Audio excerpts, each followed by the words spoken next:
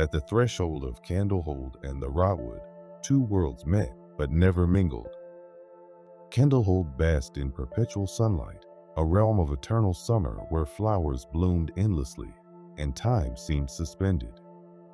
Across this boundary, the Rotwood festered a dark and withdrawn thicket where life and decay entwined. Though small and suffocated, the Rotwood strained against its borders, yearning to claim more of Candlehold's vibrant land. Through fallen leaves and ancient bones, it whispered of long-forgotten battles and heroes who had returned to the earth. Visages of the venerable dead peered out from the fading foliage, offering silent guidance and comfort to travelers, as if the spirits of the fallen still watched over the land.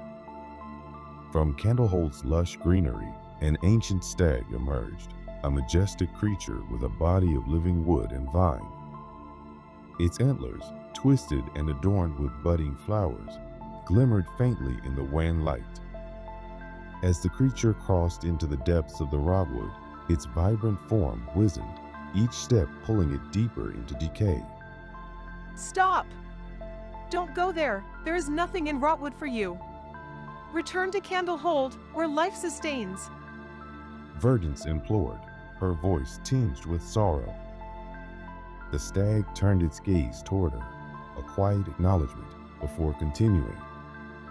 As it ventured further in, the creature's form decayed rapidly, its wooden flesh cracking and splitting. In the spiraling corridors of the dying woods, the trees parted. The sickening crunch of broken branches echoed around her as the thick wall of the Rotwood peeled open like a wound. The trees shook and trembled, spewing black ichor from their bark onto the ground, giving way to their master, the harbinger of rot. The stag stood still as Florian approached it, his hands gently cradling the beast's jaw and soothing its forehead. Welcome, old oak. Here you shall be replanted amongst those who share your burden.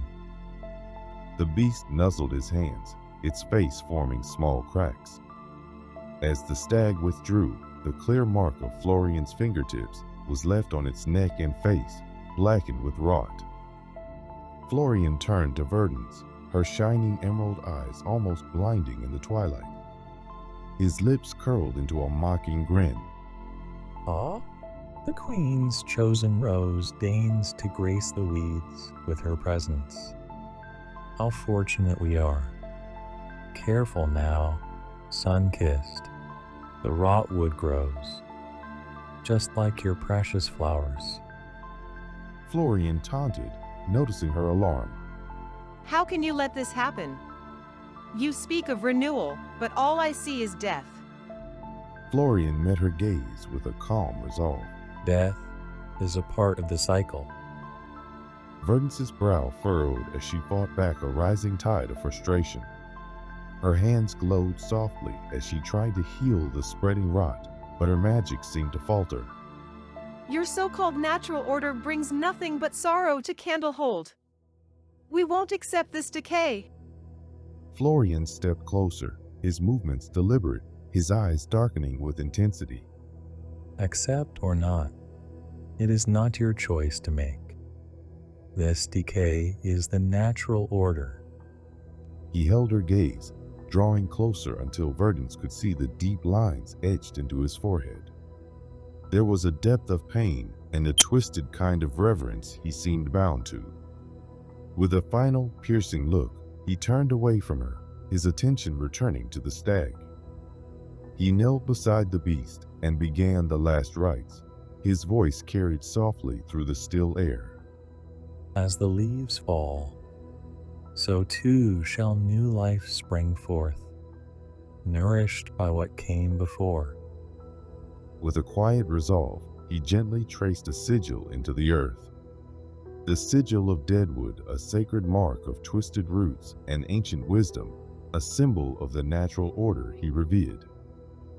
As he completed the drawing, Florian placed his hand upon the stag, its body now a mere husk of its former self. Florian stood vigil, his eyes closed in a silent prayer, acknowledging the stag's return to the earth. The bark of the wooden beast cracked, and from within it, the green light that carried its soul poured out and spilled across the forest floor, blanching the leaves and bramble. The stag let out a final restful sigh before its eyes dimmed and its form collapsed to the ground. The ritual was complete. The beast returned, her chest tight with conflicting emotions. Verdance tried yet again to heal the glade, as much an act of defiance against the stag's passing as an effort in protection.